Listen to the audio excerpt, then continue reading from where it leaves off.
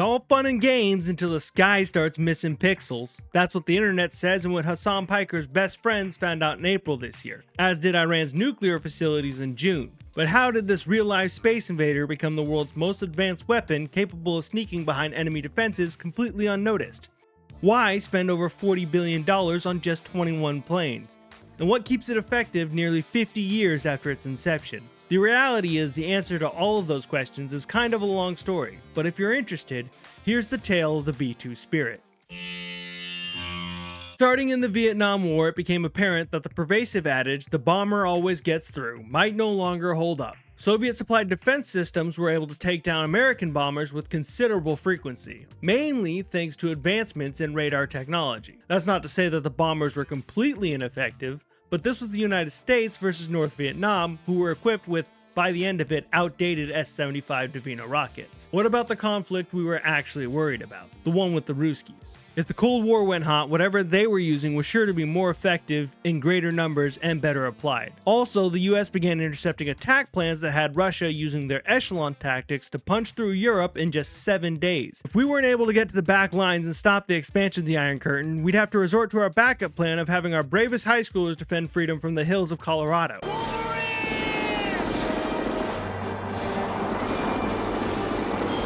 Clearly something had to be done. So, spurred on by the discoveries in radar cross-section reduction that they made while investigating UAVs, DARPA coined the term stealth as it applies to military tech and put together a competition for the first true stealth plane. To make a long story short, because I'll probably tell it another time, the competition came down to Northrop and Lockheed. They both built models for RCS testing, Northrop with their XST and Lockheed with their Have Blue. Two planes that looked remarkably similar. And as such, the competition was tight, but Lockheed came out with the win and eventually the Have Blue became the F-117 Nighthawk. Northrop was understandably upset with this conclusion, but their moping didn't last for long. Now that it was proven possible to make a stealth plane, DARPA wanted more.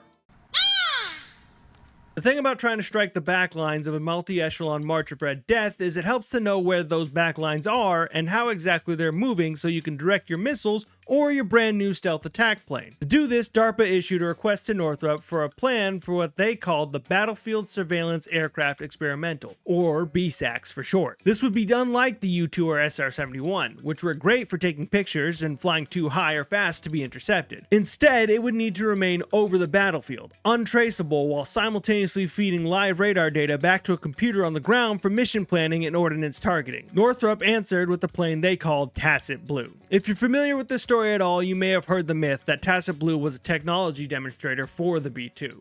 That's false. Tacit Blue was a technology demonstrator for a spy plane that the government was planning to make but never materialized. Much of what Northrop learned in building it, as we're about to talk about, was immediately useful on the B-2, it just wasn't specifically for that. Since it was meant to pace back and forth in front of the battlefield, the plane would have to be stealthy from all angles, which automatically meant it was going to look different than the XST, as that was meant for going in head first, striking, and then getting out. On top of that, it would have to house both a huge radar and a signal antenna to send back data. The radar was a new piece of technology called Pave Mover. It was equipped with MTI, or Moving Target Indicator, which is to say it used the Doppler effect to differentiate between a moving tank and, say, the ground or a large boulder. The radar also had to not give away the position of the plane, so they developed what's called low probability of intercept. Basically, instead of using a predictable sweeping beam of radar that can be tracked back to the source, the LPOI radar sends out a seemingly random pattern of beams of varying wavelengths, so even if a radar does catch one, the next one could be completely across the battlefield with a different signature. Tacit Blue would also need to let the radar signals out, but if an enemy radar signal got in, it couldn't be allowed to bounce around and then get out. So the radar was chosen to work in the Ku bandwidth, which was rare for radars, making it possible to use a material that was permeable by Pave Mover, but rarely by enemy radar. And if anything did get in, the inside was shaped like an anechoic chamber that would dissipate the signal instead of letting it build and escape. Finally, any leading or sharp edge was covered in radar absorbing material, or RAM. All of this was to be wrapped in a conventional wing body tail planform. And by conventional, I mean it was literally only the planform that was conventional, which is to say it had the features of wings, a body, and a tail. Those features, however, looked like this.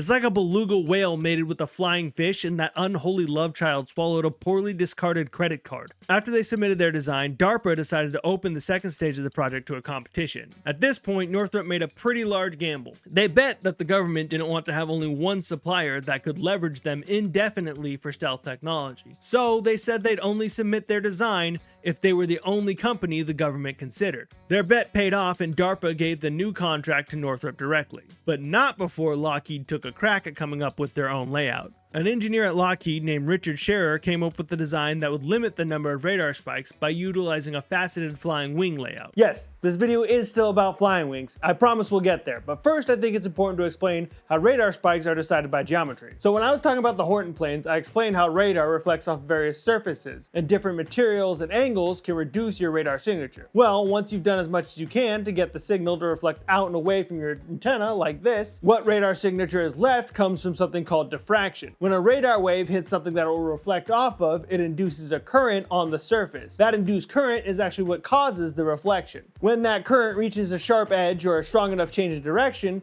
it will diffract and sort of create its own wave that expands away from the edge. Kind of like that or that. Now, electromagnetic waves are made of just that, an electronic and a magnetic component. They act in planes 90 degrees to each other just like this. The orientation of this is what we call polarization.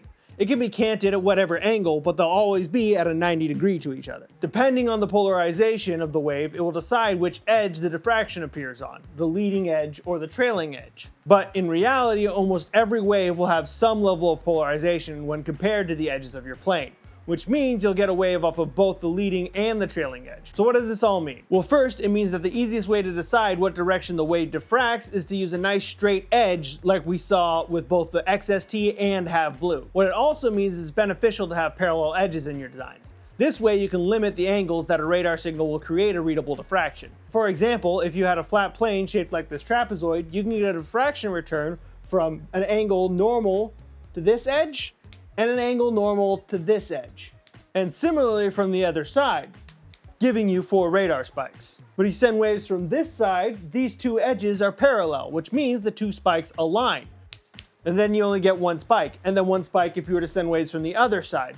So in total, that only gives you 2 spikes. While it will more than likely be a higher reading, it won't matter much if your plane is flying this way at a couple hundred miles per hour. The radar would have to be lucky to see this spike, much less track it. Knowing this, it makes the strange shape of the Tacit Blue make a little more sense. With 3 sets of parallel edges, it has 6 spikes. Notably, it has 2 more spikes than it necessarily might need because it's more advantageous to have the off-canted spikes than it would be to have them directly in the line of flight. Also, it had the rounded bottom surface for better aerodynamic performance without creating too hard of a curve that would cause diffraction. The Lockheed idea only had 2 sets of parallel lines and therefore 4 spikes. Even though DARPA gave the contract to Northrop, they were very excited about the Flying Wing's low radar signature and tried to convince Northrop to change their design by heavily implying how much better it would be to have 4 spikes instead of 6. Northrop caught on to what they were saying and investigated the Flying Wing, but found that it would interfere with the radar as the B-SAX plane was intended to fly back and forth in front of the battlefield, which meant it needed a wide broadside for the radar. So they kept the duck-billed flying beluga-puss plan,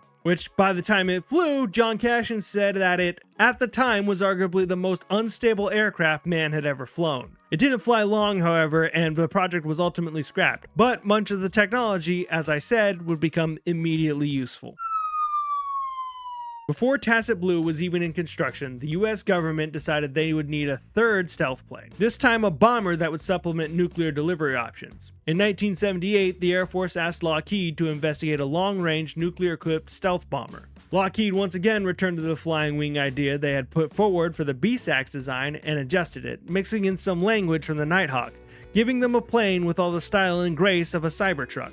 Richard Scherer, who originally put forward the idea of a flying wing at Lockheed, tried to get the company to investigate a curved airfoil, but the bosses weren't having it. Facets had served them well with the F-117, why change now? Well, for one reason, as soon as the Air Force saw the design, they laughed at it, saying it looked like a fat Nighthawk. That was probably a good clue to do something about it, but luckily for Northrop and history, Lockheed stuck to their guns. Frustrated with the progress at Lockheed, the Air Force approached Northrop and asked them to join the study. Engineers John Cashin and Irv Whalen were eager to take a crack at it. It'd be way cooler than the flying butter dish shaped radar that they had been working on. Originally only a backup plan, Northrop was able to strong arm the government into considering their design in a full competition, complete with RCS tested models just like the XST competition. The competition was called Advanced Technology Bomber, or ATB for short. Whereas Lockheed had insisted on flat facets, Northrop submitted a flowing design that they estimated could fly 7,000 miles on a single tank. By now, Northrop was well experienced doing complex curves for a stealth vehicle,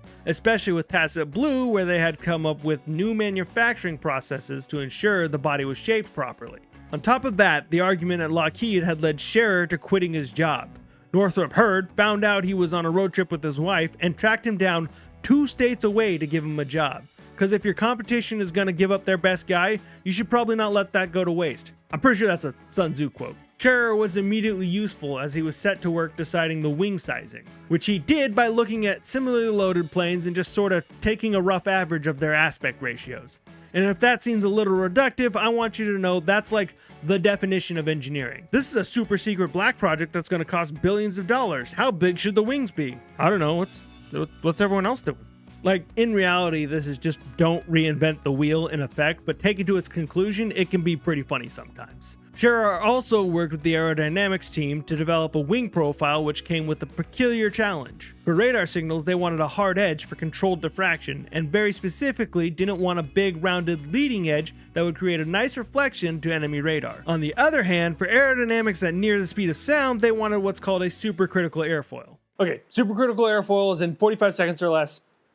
Go! On a standard airfoil, the curvature over the top causes the air to accelerate. As the plane nears the speed of sound, the air over the wing will accelerate to supersonic speeds. The constant curvature causes the air to continuously accelerate until a point that it can't be smoothly reconciled with the air afterward of the wing, at which point a shockwave forms and creates massive drag on the plane. The quicker this air accelerates, the larger the discrepancy between the pressure fields and the earlier and larger the shockwave. So, supercritical airfoils utilize a particularly large leading edge and a flattened top so that the flow accelerates as needed to generate lift at low speed, but the flat portion on top of the wing allows for supersonic flow to propagate without being continuously accelerated. This leads to a smaller shockwave, even possibly completely removing it. Nice! It's a little more complicated than that, involving expansion and compression waves within the supersonic flow, but this is enough to explain why it was necessary. Before we get back to the video though, I want to thank today's sponsor, my wife, once again. She bought me these super neat lav mics for our anniversary recently, so hopefully out here in the garage it doesn't sound so tinny. Also, it's a pretty good first test of it because it's pouring rain on the steel roof of this garage, so hopefully it comes out clean. I have no idea. Anyway, that's how supercritical airfoils work. Now let's get back to the video. So one side wanting a sharp edge and the other wanting a large round edge. The answer to this, as they rarely are, was an even compromise. The airfoil would have a rounded leading edge on top with a sort of downward pointing sharp edge leading to the trademark hawkbeak shape of the B-2. Lastly, for control, they implemented Jack Northrop's clamshell rudders from the YB-49, which not only help keep the drag down, but also has a lower RCS potential than a vertical tail. They did, however, still have some level of effect on the RCS when open, so when high stealth is required, the two engines can increase and decrease thrust independently to induce yaw. In late 1980, the companies took their models out to the desert to see who had the better radar cross-section, and the tests for Northrop were looking bad at first. RCS readings were coming back way higher than predicted. Knowing how it went with the fighter, there was no way they would be able to compete. But when all looked lost, Lockheed saved the day. See, neither team could see the other's data while doing the testing. What they could see, however, was each other's models. Northrop had failed to put simulated doors on their model, and Lockheed wasn't having it. So, they complained to the Air Force and required Northrop to take their model back for necessary adjustments, which they did gladly. While putting in the real fake doors, Northrop found the problem. The models were made of plywood and then painted in silver conductive paint to make them reflective. The massive size of the even scaled down model supported by a tiny pole had left spiderwebbing cracks in the paint. Any irregularity can cause diffraction, and a ton of them creates a lot of it. Once this problem was found, they stiffened the wings with fiberglass and repainted the model. Sure enough, when they got back to testing, they saw a greatly reduced RCS. Shout out Lockheed. Lockheed. By June 1981, the final designs and processed RCS data were submitted. The Air Force crunched the data, and finally, in fall, Northrop was declared the winner. However, while it was a stealth competition, it wasn't the RCS that won it. In fact, the planes were very close in RCS, and it looked like the Lockheed plane would cost less. But the Northrop plane shined in one very specific region: efficiency. The smooth profiles, carefully crafted curves, and cleverly designed leading edge led to the Northrop plane having a projected 6,000-mile range, compared to the projected 3,600-mile range of the Lockheed design. Lockheed's insistence to stick with what works was ultimately their downfall. Imagine how vindicated Richard Scherer felt. This dude had literally worked himself into a stroke during the Nighthawk program. But the thing that made him quit was the disagreement over the rounded wing profiles. And then to be on the other side when he's proven right, largely in part due to the work he did, must have been pretty cool to be him at that moment. I can tell you, I would be insufferable. Also, earlier I said that it was good for history that Lockheed stuck to facets. That wasn't some patriotic rah-rah thing. That was because the plane they submitted looked like this, and they called it Senior Peg. The Northrop model looked pretty familiar to what we have now, and it was called Senior Ice, which is way cooler. Look, whether you like it or not, the US was going to have a stealth bomber. I'm just glad it looks like a cool hawk-shaped UFO and not a generic mook from Star Fox 64. Use the booster tank! I guess I should be thankful. It's a common myth that the rounded shape of the B-2 is due to advancements in computing power, allowing for computers to simulate the RCS of more than just flat plates, but that isn't true. Northrop's rounded edges have been part of their design philosophy from the start. Even the XST had some rounded edges, and their computer was only good for 2D simulations. Their design philosophy, which they called phenomenology, was a mix of these 2D simulations with good old-fashioned engineering intuition. It was this phenomenology, physical testing, and experience with Tacit Blue that taught them how to build an aerodynamic shape. With the contract in hand, it was time to start making the plane, and that was set to be an undertaking of its own. It was to be completely laid out and built using computer-aided design and manufacturing, or CAD-CAM, which were both in their infancy at the time. They had to develop new drilling machines for multi-material match drilling. They built the largest autoclave in the world. Every new employee had to be cleared, which could take months. They invented new fasteners. Everything about the plane was pushing boundaries in one way or another. But before they could cut their first sheet of composites, they had a horrible realization. During the planning phase, Northrop engineers were given free rein to decide the operational capacity of the plane. They could choose what altitude it would fly out, how fast it would go, etc. As long as it was able to get through the Soviet defenses, the Air Force didn't really care. So they decided that the plane would operate around 60,000 feet and at subsonic speeds. Supersonic speeds come with huge drag and heat penalties, and it isn't very stealthy to be making window-shattering booms as you go along. But as the program was kicking off, the Air Force did an operational study that had two important findings. One, if a plane is low to the ground, it's a lot harder to detect as the ground itself will give a return and cloud the radar. And two, if they were able to get their hands on enough information, it might be possible for the Soviets to pick out a stealth aircraft out of the sky. There it is. There it is. There it is. As such, the Air Force decided the plane needed to be able to fly as low as 200 feet, but still maintain a top speed of Mach 0.8 while it was down there. The problem with this was the plane wasn't meant to have a very high wing load and was only meant to go that fast in the thin air of 60,000 feet. But at 200 feet, the air would be much thicker, and at high speeds, a gust of wind could have blown it off course or just outright broke the plane. So as the development was getting underway, it became apparent that the plane needed a complete redesign. As the project lead put it, we have no plane. This redesign doubled the internal structures and greatly increased the weight of the plane. It also changed the center section from a V to a W shape in order to add more control surfaces, as a gust could starve the outer ones. A final change had to be made when the Air Force stated that the plane had to be able to take off from any airport in any weather. Northrop discovered that at high altitude on a hot day it would stall at takeoff as the air would flow outward along the wings instead of over the wings, leading to a loss of lift. The solution was to thicken the profile towards the center, encouraging more airflow there while leaving the edges thinner for better radar diffraction. They called this new airfoil the toothpick, as from the front it was thicker in the middle and thin towards the edges.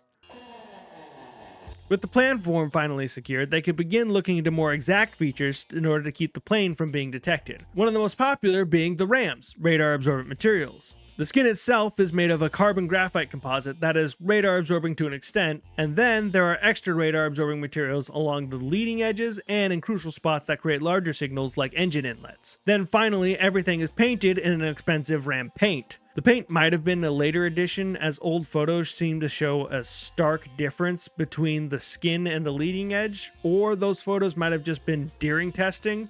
I'm not really sure. There was definitely a change in Ram paint at some point though, as it was discovered that the original one was susceptible to being ruined in heavy rain. In any case, Rams work by using a matrix of conductive material suspended in non-conductive material, so when the wave hits the Ram, it reflexes and bounces around and dissipates, turning the EM energy into heat. Each layer of Ram dissipates the signal on the way in and on the way out, causing a repeating effect that further helps the shape-based reduction. Speaking of shape-based reduction, it wasn't just the planform that was made to reduce the RCS. Every edge, like the engine inlets and exhaust, even the ones that sit flush to the body like the gear doors and bomb doors, are shaped to diffract radar away from the observer. Every panel, at least on the bottom of the plane, is lined up with the edges of the plane, all to create that set of parallel edges. So, how small is the radar cross-section? Well, technically it depends on which angle you're looking at it from, but the reality is we don't really know. The public, that is. The government knows. It's pretty common for people to say it's about the size of a small bird, but when pressed about it in 1990, the Air Force Chief of Staff said it was of the insect category, which puts it at smaller than 0.001 square meters. As I said with the Horton planes, reduced RCS reduces the range it can be seen at, but the actual range reduction is proportional to the fourth power of the RCS reduction, which is to say if you want the range to be halved, you have to reduce the RCS by 2 to the fourth, or 16, which is why the B-2 had to have such a small cross-section. Moving on from radar, it's also possible to detect an aircraft with infrared, or heat vision basically. That's actually one of our main ways of detecting missile launches today.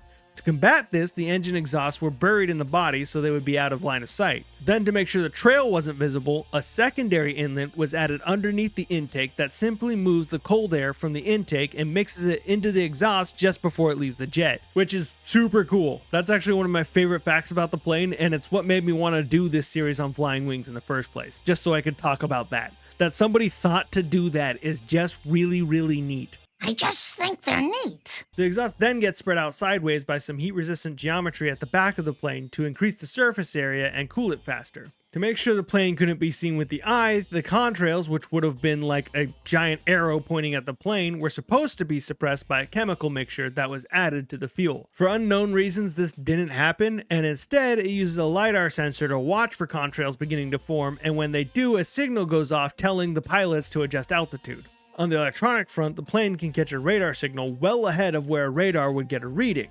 The onboard computer then uses this information to adjust flight path in a way that not just avoids the radar, but also makes the least visible maneuvers. As I said, the clamshells can be extra visible, but it's not just that. Presenting the broadside of the top or bottom of the plane in a banked turn is the stealth equivalent of holding up a giant neon sign that says, "Hey, look, here's the plane." Its own radar is a low probability of intercept radar, just like with Tacit Blue, which can be fed into the flight computer for terrain following. It also had a problem with rain at first, where it couldn't differentiate between heavy rain and ground, but they sorted that out. Altogether, it's more than an impressive plane, but at what cost? No, seriously, how much did it cost? Almost nobody really knew, and those who did weren't keen to share. As I sort of joked about earlier, the B-2 was a black project, which meant it was so secret it was shielded from almost any oversight, aside from the president and some people at the Pentagon. That specifically didn't involve Congress. You know, the people who are supposed to decide how we spend our money. Aside from a press release in 1980 confirming that they were working on a new stealth aircraft, including a bomber, Congress knew basically nothing about the B-2. And that press release was really just so that the Carter administration could prove that they weren't as weak on defense as the Reagan campaign had been saying. In the mid-80s, this became a very contentious issue. Congress began pushing the DoD for answers, and eventually in June 1986, they released a fact sheet that included a total product cost of $37 billion and counting, as the plane had yet to fly. Developing new technology is never cheap, especially when it's a 172-foot plane meant to span the globe without so much as being sniffed. And another myth to bust is that the 172 feet happens to be the same width as the XB-35 and YB-49s of the Northrop planes, which led some people to believe that that's what was directly used to size the wings of the B-2, but it's actually just a coincidence, as we saw Scherer had done the wing sizing by looking at a lot of planes. But the cost wasn't all in the technology. A major component was in the fact that it was a black project. Since it was so secret, every employee who touched it had to be cleared, which, as I said, could take months. While employees waited to be cleared, however, they still had to be paid and were put to work doing menial tasks like sorting bolts or sweeping the floors. This seems to have led to some accusations of bloat where Northrop were charging for higher-ups to sit around and read magazines, but engineers and project managers had to be cleared too, and there were only so many bolts to sort, so it seems likely that large groups of people would be stuck sitting around for months on end. And the groups were large. At its peak, there were 40,000 employees on the B-2 project, most needing some level of clearance. It's estimated that the clearance alone accounted for 10 to 15% of the entire budget. That's $4 to $6 billion. Billion with a B. It was necessary, though, as at least 2 engineers were caught having sold or trying to sell secrets about the B-2 to the Soviets in 1981 and 1984, which ironically means that at some point Russia knew more about the B-2 than our own Congress. Anyway, it was getting expensive, and as far as the public was concerned, there was nothing to show for it. That is until November 1988, when they finally had a public unveiling. The plane was rolled out of a large hangar to a crowd of 2,000 selected and pre-screened individuals. But even though it was on display, secrecy was still a major goal. Guests were kept a safe distance from the plane, and specifically, nobody was allowed to see the tail. They wanted to keep that infrared cloaking very secret. Well, nobody except Aviation Week editor Mike Dornheim, who realized there were no airspace restrictions over the plane that day, so he hired a pilot to fly him overhead while he snapped pictures from above. Whatever, just sell out our national secrets for your zine, dude. It's cool. It might not have stayed secret for that long anyway, though, as the plane finally flew on July 17, 1989. From there, it would undergo testing with a couple of test models, and then finally, the first actual example was delivered to the Air Force in 1994, 15 years after it was commissioned. At this point, the Cold War was over, and the need for stealth bombers was questionable in the eyes of the public, because apparently there's no chance Russia would become aggressive again. The sentiment was felt in the government, and the original order of 132 planes was downsized to 75, and then again to 20, plus the one they had on hand, making 21 planes. By the time the last plane rolled off the line in 1998, the total program cost was around $45 billion. Now, this is usually used to cite the cost of each plane being $2 billion apiece, and in the strictest sense, I guess you could say that, but most of the cost was in development, so it's more like the first plane was around $40 billion, and then the next 20 cost around $300 million apiece. Had the government continued the contract with the original plan, the cost of a single plane would have been greatly reduced. The B-2 first entered service in 1997, and with the Cold War over, the nukes were replaced with more conventional weapons. The plane is capable of carrying 40,000 pounds of armaments, and a normal loadout can be anything from tens of 500-pound Mark 82s to the 30,000-pound Massive Ordnance Penetrator, or MOP for short, or as you've more likely heard them called recently, bunker busters, as those were the bombs used on the Fordow nuclear sites. Of course, it's still able to carry any of our various nuclear armaments, even the new versions we've been coming up with, though hopefully they never will. Which is something I will say in defense of the B-2, because I know some people will rightfully have issue with massive military spending for a new weapon. The B-2's ability to get behind enemy lines and deliver precision strikes may be a deterrent for nuclear war. One of the main draws of nuclear ordnance, especially in the mid-20th century, was the lack of need for precision. They made it possible to cripple an enemy in one or two relatively small packages, instead of needing waves of bombers or young men. But that was also a major draw for the Soviet echelon ideals in the Cold War. Even if the front did get hit with a nuke, rear echelons would be far enough back to be safe. Well,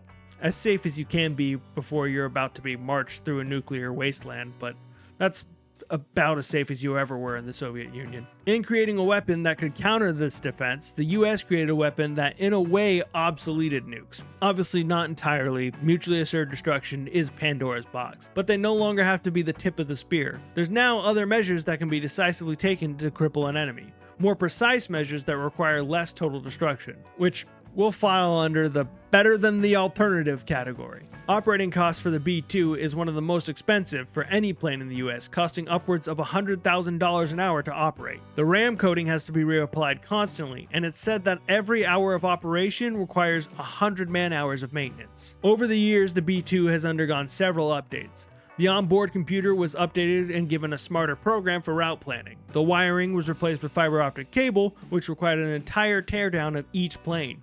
New RAMs were implemented in 2004. Continuous interventions, both hardware and software, have been made to keep the bomber operational, as it was originally set to retire sometime in 2050. Today, that timeline has been moved up to 2032. Of the 21 original planes, 19 are still operational as of time of recording. None have been shot down on missions. One was a complete scratch when it was crashed in 2008 due to some flight controls malfunctions. The other they elected not to repair after a crash in 2021, as previous crashes had taken 4 years and millions of dollars to repair. Since they're set to be phased out in just 7 years from now, it doesn't really seem reasonable to spend all the money and effort on that. In 2011, it was reported that the government was looking into a replacement that was a smaller bomber which could fill the role of the B-2. Today, we know this as the B-21 Raider. Once again, a flying wing, the B-21 bears a striking resemblance to the B-2, but has a 40-foot shorter wingspan and allegedly half the max takeoff weight and half max load capacity. Though that would mean the load capacity is only 20,000 pounds, and it's supposed to be able to carry that MOP, which I said was 30,000 pounds, so maybe some of the information isn't totally accurate. It's pretty secret still. There's a couple key differences though. Mainly the W section has been replaced with the V section of the original Senior Ice. Also, the toothpick leading edge has been replaced with the original thin profile, which we can gather to mean that the B-21 will likely only be intended to fly at high altitude like Senior Ice was designed for. Without the directive to fly at a low altitude, there's no need for the extra control surfaces or to have a higher wing load, and therefore no need to thicken the profile. And I just want to say that I came up with that by myself after I learned about the emergency redesign for Senior Ice and then looked at a picture of the B-21 and could put it together. But then I looked into the B-21 and found out that several other people had come to the same opinion. I thought I was pretty smart, but no, apparently that's the obvious conclusion. Anyway, once the B-21 takes over, that's likely to quickly be the end of the B-2, as the B-21 is set to have a much lower operating cost and should have a lower RCS and hopefully more uptime. It'll be sad that the B-2 will likely no longer fly at that point, I'm guessing because the operating cost is so high, but hopefully it won't be too long after that they'll start showing up in museums, which personally I can't wait for. And that would be a great way to conclude the story of the B-2. And this video. Hopefully you enjoyed it. If you did, maybe consider liking the video and subscribing to the channel. YouTube will show it to more people that way, and it makes me want to make more videos. Also, this is the third and for now final video on a series of flying wings that I was working on, so if you liked it, you can check out the other two that I'll have at the end card. Either way, if you do or don't, you made it this far, so hopefully you liked it. Thanks for watching. Adios.